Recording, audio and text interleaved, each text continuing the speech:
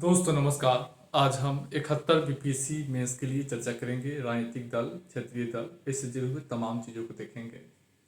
दोस्तों से पहले यदि 71 बीपीएससी मेंस की तैयारी एडवांस करना है तो आप एटम बम बैच ज्वाइन कर सकते हैं। इसका चार्ज 4000 है। 83 73 98 40 95 पर संपर्क करके आप एटम बम बैच ज्वाइन कर सकते हैं। आपका फाइनल होगा, सारे पीडीएफ पढ़ेंगे, फाइनल हो जाएगा, वीडियो देखेंगे। आइए अब हम चर्चा को आगे बढ़ाते हैं। सबसे पहले राजनीतिक दल देखेंगे। राजनीतिक दल क्या होता है? सबसे भूमिका, राजनीतिक दल एक राजनीतिक संस्था होती है जो निर्वाचन संबंधी कार्यों में भाग लेकर सत्ता प्राप्त करती है और शासन संबंधी कार्यों को संचालन करती है। राजनीतिक दल या दल जो होता है एक राजनीतिक संस्था है जो निर्वाचन प्रक्रियाओं में भाग लेकर सत्ता प्राप्त करती है चुनाव में, और सत्ता मिल जाता है तो क्या करता है, वह शासन संबंधी कार्यों को संचालन करती है। भारत में दो प्रकार के राजनीतिक दल मुख्य रूप से है, देखेंगे। एक राष्ट्रीय पार्टी, एक क्षेत्रीय पार्टी। तो राष्ट्रीय पार्टी का जो जनाधार होता है, उसका जो प्रभाव होता है पूरे देश भर में होता है, और क्षेत्रीय पार्टी जो होता है वो राज्यों तक या राज्यों के किसी भाग तक सीमित होता है। समझ रहे हैं?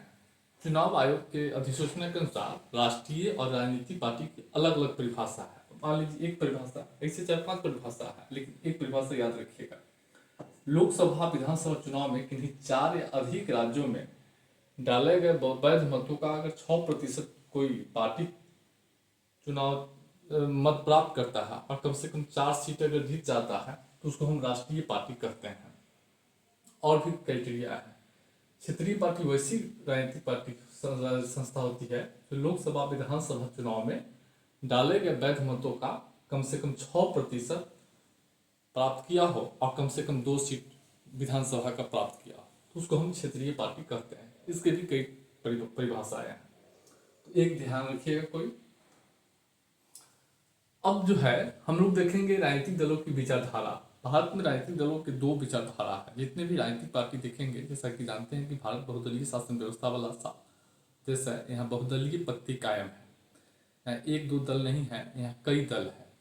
ब्रिटेन में भी 3 दल है, अमेरिका में 2 दल प्रमुख रूप से है, वहाँ भी छोटे छोटे बहुत दल हैं, लेकिन 2 दल प्रमुख है। तो आमतौर पर अमेरिका को कहा जाता है कि द्विदलीय व्यवस्था वाला जो है देश है, लेकिन वहाँ पे बहुत छोटे छोटे दल हैं। तो विचारधारा, आप राजनीतिक दलों की विचारधारा देखेंगे तो भारत में जो राजनीतिक पार्टी है उसके 2 विचारधाराओं में बटा हुआ है। एक वामपंथी है, एक दक्षिणापंथी है। तो लोगों का जो दृष्टिकोण होता है, जो विचार होता है, उसी से विचारधारा की उत्पत्ति होती है। आपकी जो सोच है, जो दृष्टिकोण है, जो विचार है, वो स्वाभाविक ऐसा नहीं है कि सबका आप ही जैसा सोच विचार और दृष्टिकोण होगा। सबका अलग अलग सोच विचार और दृष्टिकोण होगा। तो लोग जो है सोच, दृष्टिकोण और विचार के आधार पर बटे होते हैं। इसी से विचारधारा की उत्पत्ति होती है। भारत में 2 तरह के लोग जो है और इसीलिए 2 तरह की राजनीतिक पार्टी है। ऐसे कई तरह के लोग विचारधारा रखते हैं। तो वामपंथी विचारधारा, ये जो वामपंथी विचारधारा है, ये जो है क्या है, एक ऐसी विचारधारा है जिसके तहत वह क्या करता है, शासन में समाजवादी नीतियों को भरोसा करता है। वह देश की जो मूल परंपरा है उसमें बदलाव चाहता है, उसका आधुनिकीकरण चाहता है, और सारी नीतियों पे जो है वह समाज के हित के लिए काम करता है। वह पूंजीवाद का विरोध करता है। देश की अर्थव्यवस्था में समाजवादी नीतियों पे, सामाजिक न्याय पे जोर देता है।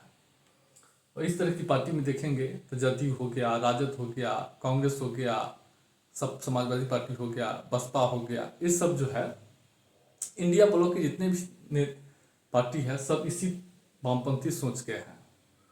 और दक्षिणापंथी पार्टी वो होता है जो समाजवाद का विरोध करता है। खुले, अगर मुफ्त में किसी को कोई सामान दिया जा रहा है, आम जनता को मुफ्त बिजली, मुफ्त पानी, इसका विरोध करेगा। वो समाजवादी नीतियों का विरोध करेगा। वो अर्थव्यवस्था पे राज्य के नियंत्रण को कम से कम जो है करना चाहेगा। वह पूंजीवाद को बढ़ावा देगा। वो देश की मूल परंपरा को बनाए रखेगा, गौरव को बनाए रखेगा, धर्म को बढ़ावा देगा। अब जैसे बीजेपी है, दक्षिणापंथी है, तो देश के जो कल्चर है, मूल है, धर्म है, अब देखते होंगे बीजेपी आते ही धर्म का मुद्दा उछल जाता है। पूजा पाठ, मंदिर, ये सब जो है आप देखते होंगे प्रसार प्रसार होता है, राष्ट्रीय गौरव की बात करेगा। तो बीजेपी जो है दक्षिणापंथी पार्टी है, लेकिन ये समझदारी नीतियों पर भरोसा नहीं है इसको। ये मुफ्त में अगर लोक कल्याणकारी योजना चलाया जा रहा है जिसका विरोध करता है, जैसे अरविंद केजरीवाल मुफ्त पानी दे रहा है, स्वास्थ्य, शिक्षा है, बिजली बिल है, इसका विरोध करता है, उसकी नीति रहती है। लेकिन ये जो है जनता को अधिक से अधिक सुविधा देने में विश्वास करता है, लेकिन यह फ्री में सुविधा देने में विश्वास नहीं करता है। लेकिन अब तो बीजेपी की नीति भी वामपंथी हो गई है, लेकिन कुछ चीज़ों में अभी भी, जैसे कि देश के मूल परंपरा संस्कृति को उछालना, वैश्विक स्तर प्रसार करना, जो है पूरे विश्व को, राम मंदिर को पूरे विश्व में, कुंभ मेला को सबसे विश्व में जो है प्रसारित करना, बखान करना, तो बीजेपी की है। लेकिन आर्थिक नीति में भी ये मुफ्त में देने लगा है सब चीज, समझ रहे हैं। ये विचारधाराएं हैं, दो तरह की विचारधाराएं हैं जो आपको आप देखे हैं। अब हम लोग आगे देखेंगे भारत में दलीय व्यवस्था की विशेषता। भारत में जो दलीय व्यवस्था है, बहुदलीय व्यवस्था है, उसकी क्या व्यवस्था है। सबसे पहले भारत में एक बहुदलीय पद्धति कायम है। यह एक दो दल न होकर कई दलों की सरकार है। अभी निर्वाचन आयोग के मार्च 2024 की डेटा के अनुसार देश में 6 राष्ट्रीय पार्टी है, 58 राज्य स्तरीय पार्टी है और 2763 गैर मान्यता प्राप्त राजनीतिक पार्टी है। इस बहुदलीय पद्धति में देखेंगे तो हाल के वर्षों में बड़े पैमाने पे दलों का विकास हुआ है। इसके पीछे कारण है कि मौजूदा राजनीतिक दलों में सम्मान नहीं मिला। बहुत सारे ऐसे नेता है जिसको मौजूदा राजनीतिक पार्टी में, मान लीजिए बीजेपी में सम्मान नहीं मिला तो अलग जाकर पार्टी बना लेगा। राजद में पहले कांग्रेस में था पप्पू यादव, पप्पू यादव कुछ दिन राजद में फिर रहा, सम्मान नहीं मिला, अपना पार्टी बना लिया। जीतन राम मांझी पहले जदयू में था, सम्मान नहीं मिला, पार्टी बना लिया। मुकेश सहनी पहले बीजेपी के साथ था, सम्मान नहीं मिला, राजनीतिक पार्टी बना लिया।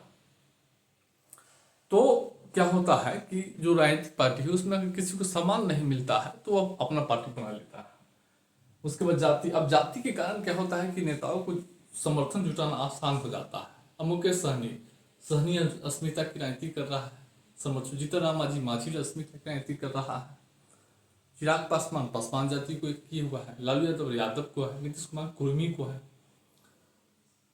तो ऐसे क्या होता है कि जाति के कारण क्या होता है कि अधिक अपनी जाति को एकजुट करना आसान हो जाता है और समर्थन मिल जाता है, पार्टी बना लेता है। और कई बार काले धन को सफेद, क्षेत्रीय असंतुलन, कई बार अलग अलग क्षेत्रों में विकास नहीं हो पाता है। तो एक प्रमुख आदमी क्या होगा कि क्षेत्र के विकास की अस्मिता को उछालेगा और इसके नाम से वो जन समर्थन जुटाएगा और फिर राजनीतिक पार्टी बना लेता है। और काले धन के सफेद करने के लिए भी कई राजनीतिक पार्टी बनाई गई है। तो बहुदलीय पद्धति, अब एक दल की प्रधानता वाली, दूसरा विशेषता है एक दल की प्रधानता वाली बहुदलीय व्यवस्था। भारत में जो बहुदलीय व्यवस्था है उसमें एक दल की प्रधानता रहती है। केंद्र और राज्य सरकार में देखेंगे तो 1952 से लेकर अब तक जो है नेहरू का 64 तक नेहरू का दौर था। उस कांग्रेस पार्टी में नेहरू जो है प्रमुख रही है, फिर इंदिरा गांधी, फिर राजीव गांधी।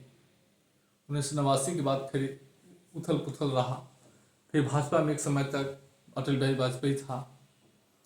2014 से लेकर अभी तक नरेंद्र मोदी राष्ट्रीय पार्टी में है, का प्रमुख है। भाजपा जो है प्रमुख है, आज भी जो है भाजपा प्रमुख है। उसके बाद राजद में देखेंगे उसके बाद जो है बिहार में देखेंगे तो जो कुछ समय तक जदयू था तो कुछ समय भाजपा रहा है। तो भारत में एक दल की प्रधानता वाली बहुदलीय व्यवस्था रही है, यानी राज्य और केंद्र दोनों जगह में किसी एक दल को ज्यादा शक्तिशाली रहा है और बाकी दल जो है कमजोर रहा है। और इसके कई कारण हैं। सबसे ऐतिहासिक कारण है, देखिए एक समय तक जो है भारतीय राजनीति में जो है कांग्रेस पार्टी का प्रभुत्व था। इसके पीछे कारण था कि भारतीय राष्ट्रीय कांग्रेस के नेतृत्व में ही स्वतंत्रता आंदोलन लड़ा गया था और देश स्वतंत्र हुआ था। इसलिए कांग्रेस पार्टी के प्रति लोगों की सहानुभूति थी और लंबे समय तक लगातार उनको बहुमत मिला है। उसके बाद क्षेत्रीय दलों की कमजोर स्थिति के कारण भी, अब देखिए क्षेत्रीय दलों का वित्तीय आधार सीमित होता है। वित्त संसाधन सीमित होता है, साथ ही साथ जनाधार भी कुछ ही क्षेत्रों में सीमित रहता है, इसलिए वह राष्ट्रीय पार्टी की बराबरी नहीं कर पाती है। और राष्ट्रीय पार्टी के पास व्यापक जनाधार है, संसाधन है, वो अपने बल पर पूरे देश में चुनाव लड़ता है और समर्थन जुटा लाता है, तो प्रमुख पार्टी बन जाती है। और राष्ट्रीय पार्टी में क्या होता है कि वो राष्ट्र के नेतृत्व करने में सक्षम होता है, जबकि क्षेत्रीय पार्टी राष्ट्र के नेतृत्व करने में सक्षम नहीं हो पाता, क्योंकि उसके पास जो आवश्यक तकनीकी और क्षमता निर्माण संबंधी ज्ञान चाहिए, जो क्षमता चाहिए, वो नहीं हो पाता है। तो इन सब कारणों से, और एक दल की प्रधानता वाली सरकार में क्या होता है, बहुदलीय पद्धति में एक दल की प्रधानता वाली सरकार से क्या होता है, राष्ट्रीय सरकारों का निर्माण होता है। राष्ट्र के विकास को, अब एक दल मजबूत है, बड़ा है, मान लीजिए एनडीए में भाजपा भी है, तो भाजपा क्या कहेगा, भाजपा को 240 सीट मिला था, वो छोटे छोटे दलों को मिलाकर सरकार बना लिया है, और सरकार बना लिया है तो राष्ट्र के विकास को प्राथमिकता दे रहा है, राष्ट्र के विकास को प्राथमिकता दे रहा है, देश की विदेश नीति को बढ़ावा दे रहा है, समझ रहे हैं, राष्ट्रीय सरकारों का निर्माण किया है। तो एक दल की प्रधानता वाली बहुदलीय व्यवस्था से, जब कांग्रेस था तो कांग्रेस राष्ट्र के विकास के लिए पंचवर्षीय योजना क्रियान्वयन करके हरित क्रांति, देश के अलग अलग भागों में एम्स, इंजीनियरिंग, आईआईटी कॉलेज सबकी स्थापना करके राष्ट्र के विकास को आगे बढ़ाया है। लेकिन क्षेत्रीय पार्टी में होता क्या है कि लेकिन राष्ट्रीय पार्टी एक दल की प्रधानता वाली पार्टी से क्षेत्रीय पार्टी को नुकसान होता है, उसकी बातों को सुना नहीं जाता है, कम महत्व दिया जाता है। तो एक दल की प्रधानता वाली, उसके बाद देखेंगे अगला है भारतीय दलीय पद्धति में एक व्यक्ति की सर्वोच्चता। देखेंगे भारत की जो दलीय व्यवस्था है उसमें हर राजनीतिक पार्टी में एक व्यक्ति की सर्वोच्चता रही है। भाजपा में अभी नरेंद्र मोदी प्रभुत्व चलता है, नरेंद्र मोदी जो चाहेगा वही होगा, सुन लीजिए। राजद में भी लालू जो चाहेंगे वही होगा, जदयू में नीतीश कुमार जो चाहते हैं वही होता है, सपा में अखिलेश यादव जो चाहते हैं वही होता है। तो भारतीय दलीय पद्धति में, इससे पहले मुलायम सिंह यादव थे, मायावती हैं बसपा में, कांग्रेस में सोनिया गांधी, तो आप देखेंगे कि भारतीय दलीय पद्धति में एक व्यक्ति हमेशा सर्वोच्च रही है, और उसी की नीतियों को सारे कार्यकर्ता, पार्टी के सभी सदस्य, पदाधिकारी, आम जनता जो उस विचारधारा से संबंध रखता है, उस पार्टी से जुड़ा हुआ है, सारे उन्हीं की नीतियों को अनुसरण करता है। नीतियों का वो जो कहेगा वही होगा, पार्टी में जिसको अध्यक्ष बनाएगा वही बनेगा। तो इसके पीछे कई कारण है। राजनीति में जाति का बढ़ता प्रभाव, अब जाति के कारण क्या होता है कि लोगों को समर्थन जुटाना आसान हो जाता है, और समर्थन जुटाने के कारण वह व्यक्ति सर्वोच्च हो जाता है, और उसी से जो है, और सारी जाति के लोग उस नेता को अपना मानने लगता है। मान लीजिए मुलायम सिंह यादव या अखिलेश यादव, अब उस जाति के सारे नेता अखिलेश यादव को नेता मानता है। नरेंद्र मोदी, वैश्य समाज जितना है सब नरेंद्र मोदी को नेता मानता है, सारा जाति से जोड़ रहा है ना कि मेरा सर्वोच्च है, वो जो करेगा उसी का अनुसरण करेगा। और नीतीश कुमार में भी वही है, लेकिन कुर्मी से बटा हुआ है। तो यह स्थिति है। दूसरा है कि करिश्माई, कई बार क्या होता है कि नेता का करिश्माई व्यक्तित्व भी वो सर्वोच्चता प्रदान करता है। अब लालू यादव, एक समय में सिक्का चलता था, जो चाहे वही होता था, तो लालू यादव अपने आप में करिश्माई व्यक्तित्व थे। नरेंद्र मोदी क्या है, करिश्माई व्यक्तित्व है। करिश्माई व्यक्तित्व के कारण क्या होता है कि सारे लोग जो है उसको, उसका गुणगान करते हैं। एक समय में नेहरू, इंदिरा गांधी करिश्माई व्यक्तित्व था। उसके बाद जो है कई बार नेताओं के सामाजिक, आर्थिक, राजनीतिक जीवन में अनुभव भी करिश्माई बनाता है। नरेंद्र मोदी मुख्यमंत्री रहा है, व्यापक अनुभव रहा है। नीतीश कुमार के पास अनुभव था, लालू यादव के पास जो है, तो कई बार ये भी जो है। और उसके बाद नेता स्वच्छ छवि के अगर है, और नीतीश कुमार क्यों जो है पॉपुलर है जदयू में, क्योंकि स्वच्छ छवि के आदमी है, स्वच्छ छवि के आदमी है। उसके बाद जो है संगठन पर, कई बार नेताओं का संगठन पर मजबूत पकड़ है, मजबूत पकड़ भी सर्वोच्चता बनाता है। अमित शाह, भाजपा में क्या संगठन में मजबूत पकड़ है, तो नरेंद्र मोदी के बाद उसी का स्थान है। जनता को जोड़ने की, रखने की क्षमता, कई बार नेताओं को जनता से जोड़ने, कनेक्ट करने की जो क्षमता है, वो भी उस दल में क्या होता है, सर्वोच्च बनाता है। जैसे लालू यादव जिस समय थे, कनेक्ट करते थे जनता से, मुलायम से कनेक्ट करते थे। नरेंद्र मोदी कनेक्ट करता है जनता से डायरेक्ट। अटल बिहारी वाजपेयी कनेक्ट करते थे, समझ रहे हैं। लेकिन करिश्माई व्यक्ति तो अटल बिहारी कुशल प्रशासक थे, समझ रहे हैं। राजीव गांधी, इंदिरा गांधी, नेहरू सब कनेक्ट करते थे। तो ये सब है, और इसके कई नफा नुकसान भी होता है। अगर देखेंगे तो इससे क्या होता है कि जो दल होता है उसमें बिखराव नहीं होता है, दलों के अनुशासन बनता है, दल अनुशासन में रहते हैं। लेकिन इससे जो है दलों में आंतरिक लोकतंत्र का अभाव हो जाता है।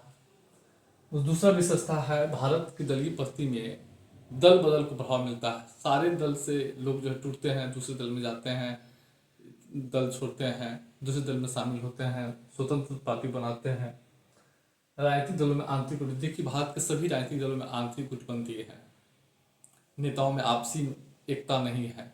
साथ ही साथ अगर नेता जो है सरकार में है तो केंद्र में कोई अलग व्यवहार होगा, राज्य में अलग व्यवहार होगा, समझ रहे हैं। अब चिराग पासवान की पार्टी, अब केंद्र में जो सब मिलकर है, अब बिहार में भाजपा जदयू की सरकार है तो जदयू को विरोध करता है। राजनीतिक दलों में विघटन और बिखराव की प्रवृत्ति, भारत के सभी राजनीतिक दलों में विघटन और बिखराव की प्रवृत्ति है। सारे राजनीतिक दल में टूटते हैं। अभी जो है हाल में हम एग्जाम्पल देते हैं, शिवसेना टूट गया, सिंधे गुट अलग हो गया, शरद पवार की पार्टी थी उसमें टूट हो गया, अलग हो गया है। तो विघटन बिखराव की प्रवृत्ति हमेशा भारतीय राजनीति में रही है। एक समय कांग्रेस भी 2 बार विभाजित हुआ है। उसके बाद जो है सकता है भारत की दलीय व्यवस्था में शक्तिशाली विपक्ष का हमेशा अभाव रहा है। देखेंगे नेहरू काल में विपक्ष था ही नहीं, उसके बाद थोड़ा बहुत विपक्ष रहा है। 2014 से लेके 19 तक तो विपक्ष ही नहीं था भारतीय राजनीति में, लेकिन अभी विपक्ष को मजबूत स्थिति में है। अवसरवादिता की उभरती प्रवृत्ति, भारतीय राजनीति में जो है अवसरवादिता जो है काफ़ी देखने को मिलता है। देखते होंगे नेताओं को प्रलोभन दे दीजिए, वो पार्टी छोड़ के दूसरे में शामिल हो जाता है। और नेताओं को विचारधारा से कोई मतलब नहीं है। मान लीजिए एक समय था कि जदयू और राजद का विचारधारा अलग अलग था, लेकिन फिर भी समझौता किया, सरकार बनाया 2 बार। मायावती बसपा दोनों की अलग अलग रणनीति थी, लेकिन दोनों सरकार बनाया, सपा और मायावती, सपा और बसपा। तो भारतीय राजनीति में अवसरवादिता की जो है प्रवृत्ति शुरू से ही रही है। अब हम लोग देखेंगे भारतीय राजनीतिक दलों की समस्याएं क्या है। तो भारतीय राजनीति में आंतरिक लोकतंत्र का अभाव है। भारत के जो राजनीतिक दल है उसके आंतरिक लोकतंत्र का जो है उसमें आंतरिक लोकतंत्र नहीं है। अब आंतरिक लोकतंत्र क्या होता है, देखिए मान लीजिए राजनीतिक दलों के बीच जो पदाधिकारियों का चुनाव होता है, नियम कहता है कि हर जगह में लोकतंत्र होना चाहिए। तो राजनीतिक दल में कोई महासचिव बन रहा है या अध्यक्ष बन रहा है या राष्ट्रीय अध्यक्ष बन रहा है या कोषाध्यक्ष बन रहा है, तो उसका चुनाव उस राजनीतिक दल के सभी कार्यकर्ता मिलकर करेंगे, समझ रहे हैं, ये लोकतंत्र हुआ। लेकिन भारत में क्या है कि एक, अब जैसे भाजपा बड़ा राष्ट्रीय पार्टी है, लेकिन उसमें चुनाव कैसे होता है, 4-5 आदमी मिलकर राष्ट्रीय अध्यक्ष चुनाव कर देता है, महासचिव बना देता है। कांग्रेस में क्या होता है, अध्यक्ष किसी को बना दिया, महासचिव किसको बना दिया, और उसको कार्यकर्ता को पता नहीं रहता है कैसे बन गया। लेकिन लोकतंत्र का अर्थ है कि उस पार्टी के लोकतंत्र का अर्थ है कि सारे पार्टी मिलकर, पार्टी के जितने भी कार्यकर्ता, सदस्य और उससे जुड़ा हुआ जो भी जनता है, सब मिलकर तय करेगा कि इसका राष्ट्रीय अध्यक्ष कौन होगा, कोषाध्यक्ष कौन होगा, पदाधिकारी कौन होगा। लेकिन भारत में तो ऐसा नहीं है। राजनीतिक दल क्या होता है, ऊपर से जो शीर्ष नेता है राजनीतिक दलों के, वही अध्यक्ष को चुनाव करते हैं, वही जो है पदाधिकारी का नॉमिनेट करते हैं, और कार्यकर्ताओं को कोई पता नहीं रहता, वही निर्णय प्रक्रिया में कार्यकर्ताओं को कोई भागीदारी नहीं है। राजनीतिक दलों में किसको टिकट देना है, किसको नहीं देना है, ये सब कार्यकर्ता मिलकर तय करना चाहिए, लोकतंत्र का अर्थ है। लेकिन सीधे नॉमिनेट कर दिया जाता है और कार्यकर्ता वो उसी नीतियों को आगे बढ़ाता है। भारतीय राजनीति में वंशवाद की प्रवृत्ति है। सभी राजनीतिक पार्टियों में देखते होंगे वंशवाद देखने को मिलता है। बेटा पिता, बेटा पुत्र लगातार जो है बढ़ता जा रहा है, जो लोकतंत्र के विरुद्ध है। और सभी राजनीतिक पार्टियों में भारत में है। उसके बाद राजनीति का अपराधीकरण देखेंगे, भारतीय राजनीति में अपराधियों को जो है बोलबाला है और हाल के वर्षों में बढ़ा है। बड़े पैमाने पर लोग अपराधी संसद और विधायक में चुनकर जा रहे हैं। तो लोकतंत्र के अच्छा ये नहीं है। भारतीय मतदाताओं को विकल्पहीनता की स्थिति है, क्योंकि भारत के सभी राजनीतिक दलों की विचारधारा लगभग एक सा हो गया है उदारीकरण के बाद से। और पता चलता है कि इस पार्टी से टिकट नहीं मिला तो फिर दूसरा पार्टी बदल के चला जाता है चुनाव लड़ने। तो मतदाताओं को कोई विकल्प नहीं मिलता, मतदाताओं को डिफरेंट विचारधारा के लोग मिलता नहीं है। एक ही पार्टी, एक ही व्यक्ति इधर से उधर घूम रहा है। दल बदल, भारतीय राजनीति में दल बदल की समस्या है। उसके बाद जो है जाति संप्रदाय, भारतीय राजनीति में जाति और संप्रदाय का बढ़ता है। जाति के आधार पर टिकट वितरण, कैंडिडेट का चुनाव, जनसभा का आयोजन, विभाग, मंत्री पद, विभागों का गठन, सब संगठनात्मक चुनाव में जाति की महत्ता दिया जाना, ये सब आम हो गया है। अब भारत में राजनीतिक दलों में चुनावी चंदों की ट्रांसपेरेंसी नहीं है। सारे दल कहाँ से पैसा लाते हैं, कहाँ से लाते हैं, आम जनता को कोई पता नहीं है। तो यह स्थिति है। अब क्षेत्रीय दल क्या होता है? और क्षेत्रीय दल एक राजनीतिक संस्था होती है जो अपने क्षेत्र, राजनीतिक संस्था होती है जो अपने क्षेत्र में गतिशील रहता है और क्षेत्र के विकास की राजनीति करता है। समझ रहे हैं? और प्रमुख रूप से वह जो है राज्यों के चुनाव में भाग लेकर सत्ता प्राप्त करता है और शासन संबंधी कार्यों का संचालन करती है। भारत में क्षेत्रीय पार्टी के उदय के कई कारण हैं। एक राष्ट्रीय राज्य स्तरीय पार्टी में किसी व्यक्ति को, नेता को सम्मान नहीं मिलता है तो जाकर तुरंत पार्टी खड़ा कर लेता है। जीतन राम मांझी, जदयू में सम्मान नहीं मिला, पार्टी बना लिया। बार बार उसके बाद जनता पार्टी में सम्मान नहीं लिया, राजद बना लिया। रामविलास पासवान लोजपा बना लिया। नीतीश कुमार जदयू बना लिया। कांग्रेस में जो है शरद पवार को सम्मान नहीं मिला, क्षेत्रीय पार्टी बना लिया, राष्ट्रवादी कांग्रेस पार्टी बना लिया। ममता बनर्जी तृणमूल कांग्रेस बना लिया। उसके बाद क्षेत्रीय अस्मिता की राजनीति। कई बार क्या होता है कि क्षेत्र के विकास के लिए नेता क्षेत्रीय मुद्दा को उठाता है। क्षेत्रीय मुद्दा को, बिहार का विकास, मिथिलांचल का विकास, शिबू सोरेन कैसे हुआ, झारखंड के विकास का नारा दिया और विकास का नारा दे के पार्टी बना लिया और मुख्यमंत्री बन गया। गठबंधन की राजनीति देखिए, गठबंधन की राजनीति में क्या होता है कि एक दो विधायकों का भी महत्व बढ़ जाता है और नेता सोचता है कि अगर हम अपना पार्टी बना लेंगे तो एक दो विधायक भी जीत जाएगा तो हम मंत्री पद या हम अच्छे सौदेबाजी की स्थिति में रहेंगे, इसलिए इसको बलबला मिलता है। क्षेत्रीय असंतुलन से भी होता है। अब जैसे किसी क्षेत्र का विकास नहीं हुआ तो वहां से आवाज उठेगा, लोगों को जो है एकजुट करेगा, लोगों को मुद्दों को उछालेगा और बाद में नेता बन के पार्टी बना लेता है। केंद्र राज्य विवाद से भी क्षेत्रीय पार्टी की उदय होती है। अब जैसा कि जानते होंगे कि भारत बहुत धार्मिक, बहुभाषी और बहुसांस्कृतिक देश है। यहाँ किसी एक नीति, एक पॉलिसी नहीं चल सकता है। अलग अलग क्षेत्रों में अलग अलग पॉलिसी की अच्छी इच्छा रहती है। कई बार क्या होता है कि केंद्र सरकार किसी एक नीति या विचारधारा को थोपने का प्रयास करती है, उससे अलग होकर पार्टी बना लेता है। तो ये स्थिति है। अब से क्षेत्रीय दलों का प्रभाव क्या है? अब इसके कारण संघात्मक शासन व्यवस्था का सफल संचालन हुआ है। देखिए, केंद्र और राज्यों में एक ही पार्टी की सरकार होगा, संघात्मक व्यवस्था का संचालन का परीक्षण नहीं हो पाता है। अलग अलग पार्टी की सरकार होगी तब तो वही तो देखता है कि संघात्मक शासन व्यवस्था में मुझे कितनी स्वायत्ता दी गई है।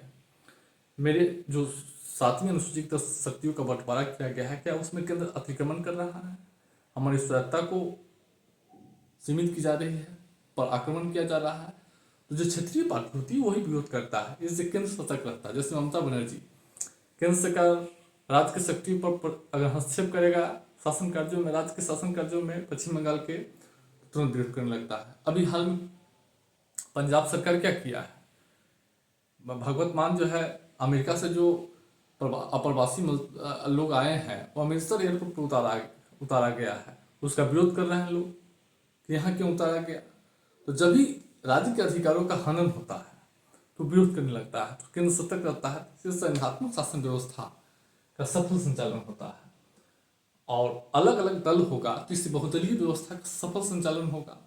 अब एक दल की सरकार तो एक दलीय हो गया, दो दल में दो दलीय हो गया, तो अलग अलग दल के 4-5 दल मिलकर होता है तो बहुदलीय व्यवस्था का संचालन होता है, जो लोकतंत्र के लिए बेहतरीन है। और इससे क्या होता है कि एक दल की निरंकुशता पर रुकता है। मान लीजिए बीपीएससी एग्जाम को लेकर ले लीजिए, जदयू क्या कर रहा था, जदयू तो एग्जाम के लिए कोई स्टैंड कुछ कहा नहीं है, सारे नेता जो है मना कर रहे हैं, लेकिन उसी में चिराग पासवान विरोध कर रहा है, तो जदयू की निरंकुशता पर रोक लग रहा है। और मान लीजिए केंद्र सरकार में बहुत सारे दल है, यूसीसी पारित करना है, जदयू विरोध कर रहा है, केंद्र सरकार पारित नहीं कर रहा है। तो बहुदलीय व्यवस्था में क्षेत्रीय दल के कारण क्या होता है कि जो प्रधान दल की निरंकुशता पर रोक लगता है लोकतंत्र को। अब इससे अलग अलग दलों में है, क्षेत्रीय दल क्या होता है कि जनता के निकट होता है, जनता उससे कनेक्ट होता है, उसके कारण जनता बढ़ चढ़ के मतदान में भाग लेता है, जनता को राजनीतिक शिक्षा मिलता है, उसको सुविधा मिलता है, साथ ही समावेशी विकास होता है। इस क्षेत्रीय दलों के कारण जब इस शासन कार्यों में शामिल हो जाता है सत्ता में, तो अपने क्षेत्र के विकास करता है। जैसे नालंदा का विकास, लालू यादव जो है अपने क्षेत्र का विकास किए हैं, समाजवादी इटावा का जो है मुंबई बनाती है। तो इससे क्या होता है कि क्षेत्र के विकास, जो पिछले क्षेत्र है उसका विकास होता है, इससे समावेशी विकास को बढ़ावा मिलता है। अब नकारात्मक प्रभाव में देखिए क्या, अब देखिए केंद्र राज्य विवाद पैदा होता है हमेशा। अब पश्चिम बंगाल और केंद्र सरकार के बीच, पंजाब में आम आदमी पार्टी की सरकार है, केंद्र सरकार हमेशा विवाद है, तमिलनाडु में जो है MK स्टालिन और राज्यपाल का विवाद, केंद्र से विवाद, तो विवाद पैदा होता है। उससे देखिए क्षेत्रीय पार्टी क्या होता है कि अपने क्षेत्र के हितों पर ध्यान देती है और राष्ट्रीय कानून को लागू करने में चुनौती पैदा करती है। अब जैसे एक समय था कि अमेरिका के साथ परमाणु समझौता हो रहा था, समाजवादी पार्टी समर्थन वापस ले लिया। तो राष्ट्रीय, अब क्या होता है कि राष्ट्रीय कानून को पारित करने में, लागू कराने में बाधा पैदा करती है। और क्षेत्रीय अस्मिता की राजनीति से क्षेत्रवाद को बढ़ावा मिलता है, राष्ट्रीय एकता कमजोर होता है। और इससे क्या होता है, दल बदल को बढ़ावा मिलता है, अधिक से अधिक क्षेत्रीय पार्टी हो जाता है, तो इस दल से उस दल, उस दल से उस दल जाता है, इसलिए अस्थिर सरकार का निर्माण होगा, अल्पमत का सरकार बनता है। और ये क्षेत्रीय पार्टी के कारण क्या होता है कि ये संसद 2-3 विधायक भी जीत जाता है, मंत्री बन जाता, विधायक का सांसद हो जाता है, तो यह सौदेबाजी करता है समर्थन के दम पे, अच्छा मंत्री पद दिया जाए, सुविधा दिया जाए, विशेष पैकेज। अभी जदयू और केंद्र में क्या है, सौदेबाजी शक्ति हुआ, इसलिए ना 59,000 करोड़ का विशेष पैकेज मिला है। तो ये स्थिति है। और क्षेत्रीय पार्टी क्या करता है, चुनाव जीतने के लिए अपराधियों को जाति, धर्म, संप्रदाय खूब उछालता है और इसे समर्थन जुटाता है। हालांकि इस जाति, धर्म ये भाजपा में भी है, अब तो राष्ट्रीय पार्टी में भी ऐसा हो गया है। तो ये नकारात्मक प्रभाव है, इसको देखिएगा, फिर हम आगे चर्चा करेंगे।